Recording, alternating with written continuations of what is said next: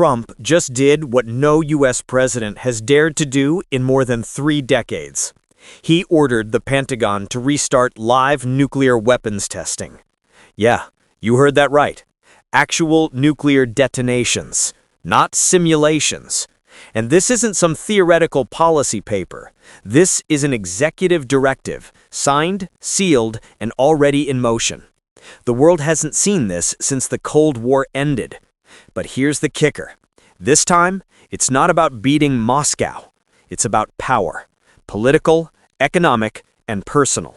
Because Trump just pulled the trigger on a move that could shake both global stability and your personal finances. Let's break it down. Just hours after his summit in Busan, South Korea, Trump stood before cameras and said the United States would no longer tie its hands while China and Russia test at will. Sounds strong, right? Except every major ally, the UK, France, Japan, went pale. Behind the smiles, they know what this means. A total collapse of the nuclear restraint era. See, since 1992, the U.S. has used advanced simulations to maintain its arsenal without detonating bombs. That truce, informal but sacred, kept the world from racing back to underground testing. Breaking it reopens Pandora's box. And it's not just about geopolitics, it's about economics. Because every nuke you test, every bunker you dig, every missile you modernize, someone's paying for that. Guess who? You. Inside the Pentagon, sources say senior generals were caught off guard. One aide described the mood as stunned disbelief. Defense analysts confirm the test order came directly from Trump, bypassing the usual multi-agency vetting. Even the Department of Energy, the agency responsible for nuclear stockpile safety, was informed after the press leak. And here's where the chaos deepens. The Comprehensive Nuclear Test Ban Treaty, or CTBT, bans exactly this. The U.S. signed it, never ratified, but honored it. That thin layer of compliance was the reason the U.S. could still preach restraint to North Korea or Iran. Now, that moral high ground is vaporized, and Congress imploding. Schumer called it a reckless stunt for ratings. McConnell tried to downplay it as strategic signaling. But make no mistake, the Senate Armed Services Committee is fuming. Even Republicans are split. Graham called it bold, while Lisa Murkowski warned it jeopardizes generations of deterrence work. The divide is so deep it's turning into an identity crisis. What does strong on defense mean when your own generals don't agree on the target? Meanwhile, Democrats see blood in the water. They've launched emergency hearings, demanding answers. Who authorized this? Where are the test sites? And how much will this cost? Because cost, that's the quiet bomb ticking beneath this story. Restarting nuclear testing means rebuilding entire infrastructure in Nevada and New Mexico. Billions in contracts, massive procurement budgets, and, yes, taxpayer money. Think your wallet's safe? Think again. Defense contractors are already lobbying for expedited nuclear modernization. Translation: more taxpayer-funded mega deals for weapons labs, fewer dollars for everything else. The same week Trump greenlit nuclear tests, the Department of Agriculture warned of a food assistance shortfall from the shutdown. Coincidence? Not really. This is the classic Washington trade-off: security theatrics over social stability. Here's the dark irony. The U.S. economy is already wobbling under debt ceilings and shutdowns, and now we're flirting with a $1 trillion rearmament race. Markets notice, defense stocks are surging, the dollar slipped, and allies, they're calling emergency sessions. Japan's Diet is reviewing evacuation protocols. The European Parliament's debating sanctions, not on Russia, on us. Yeah, it's that serious. But here's the part nobody's talking about. The political nuke this detonates inside Washington itself. This isn't just foreign policy. It's a loyalty test. Trump's message to Congress was clear. You're either with me or you're weak. And RPRs are now splitting between the loyalists and the institutionalists. One GOP senator privately told reporters, "If we push back, we're branded traitors. If we stay silent, we own the fallout." Democrats, meanwhile, are sharpening knives. They remember impeachment 1 and 2. Now they're framing this as constitutional overreach in the name of deterrence. Expect subpoenas, televised hearings, maybe even calls for censure. Because this order wasn't approved through Congress. It was announced, like a reality show twist. And as the political firestorm spreads, here's what makes it truly dangerous. The rest of the world is watching. Russia wasted zero time. Putin called it proof the U.S. has abandoned restraint. China's state media mocked "America is back" to the arms race. Iran's foreign minister tweeted, "Now they lecture us about stability?" Every adversary Trump claims to be warning just got an excuse to double down. This is the geopolitical domino effect, the one Cold War historians warned about. One test here, one reaction there, then comes escalation theater. Suddenly, the world's measuring who blinks first, not who negotiates best. And the irony? Trump's gamble may weaken deterrence, not strengthen it. Because deterrence depends on credibility, on your ability to look stable, rational, predictable. Instead, Washington now looks divided, frantic, and desperate for control. Here's the cliffhanger.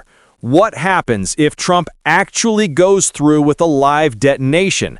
Not simulation, not underground computer data, but a real explosion in Nevada soil. The answer could define not just his presidency, but the future of global trust in America. And the next moves might already be set in motion. Inside the Department of Defense, insiders whisper about contingency protocols, test site readiness. Satellite images show renewed construction at the Nevada National Security Site. The Air Force has been running high-radiation containment drills. And quietly, the Department of Homeland Security has requested new guidelines for public communication during radiological events. If that doesn't tell you how real this is, nothing will. Meanwhile, Wall Street is holding its breath. Analysts at Morgan Stanley warned that renewed nuclear escalation could disrupt defense debt equilibrium. Translation: defense spending up, consumer confidence down. Higher interest rates, more borrowing, weaker dollar. Every missile test ripples into markets, into gas prices, import costs, and retirement funds. Think of it this way. Every time a shock hits global security, investors run for safety. Gold, bonds, foreign assets. That drains liquidity from domestic markets. So yes, your wallet really is at risk. But beyond the economics, there's something darker. Psychological fatigue. Americans are tired. 2 decades of wars, then pandemics, then shutdowns. Now, nuclear anxiety returns. You can feel it in the polls. Rising fear, falling trust, a creeping sense that institutions are losing control. And in a way, that's the most dangerous outcome of all. Because instability doesn't always come from enemies abroad. Sometimes it comes from leaders who thrive on it. Trump knows that chaos feeds relevance. Every crisis he ignites becomes a loyalty metric. Who defends him when the world shakes? That's the game here. Not deterrence, not testing, control through unpredictability. But here's what history teaches. Nuclear politics always backfires on domestic power. Nixon used foreign crises to consolidate strength until Watergate unraveled it. Clinton tried missile strikes amid scandal. They barely moved the needle. The playbook's old, but the stakes are higher. Because this time, the conflict isn't just party versus party. It's institution versus individual. A president pushing boundaries to see what breaks first. Treaties, alliances, or accountability. And if Congress can't rein him in now, future presidents will have a template. Declare national security, bypass checks, and weaponize fear. Think about that. Because once the fear button becomes policy, democracy becomes performance. So where does this go? 3 possible scenarios, none comforting. Scenario 1. Congress halts the order. Bipartisan revolt. Legal injunctions. Global applause. Markets stabilize. But Trump's base turns it into proof of deep state sabotage. Scenario 2. Tests proceed. International outrage. Sanctions from allies. Nuclear posturing everywhere. The Pentagon wins contracts, the dollar wobbles, and the world enters a new arms race. Each path fractures something vital, either global alliances, economic stability, or constitutional restraint, and whichever breaks first tells us how strong the system really is. Now, here's the haunting part. None of this happened in a vacuum. This is the endpoint of years of erosion, truth fatigue, partisan blindness, institutional decay. When outrage becomes entertainment, power becomes unchecked, and nuclear policy becomes just another headline in the outrage economy. So when Trump says America won't be held back anymore, remember, he's not just talking about missiles. He's talking about limits, legal, ethical, historical limits. If those vanish, the damage lasts long after the shockwave fades. So what happens next? Expect emergency sessions on Capitol Hill. Expect NATO to demand clarification. Expect new alliances to form, without us at the table. Because the rest of the world has seen this movie before, and they know how it ends. Empires don't collapse when they lose wars. They collapse when they stop listening to their own guardrails. And right now, America's guardrails are rattling. So I'll ask you, is this strength or self-sabotage? Is this deterrence or desperation? Is this how America leads or how it burns out? Because if a single order can shake both Wall Street and the world's faith in U.S. stability, we've crossed a line far bigger than nuclear. We've crossed into uncharted political territory, where chaos itself becomes strategy.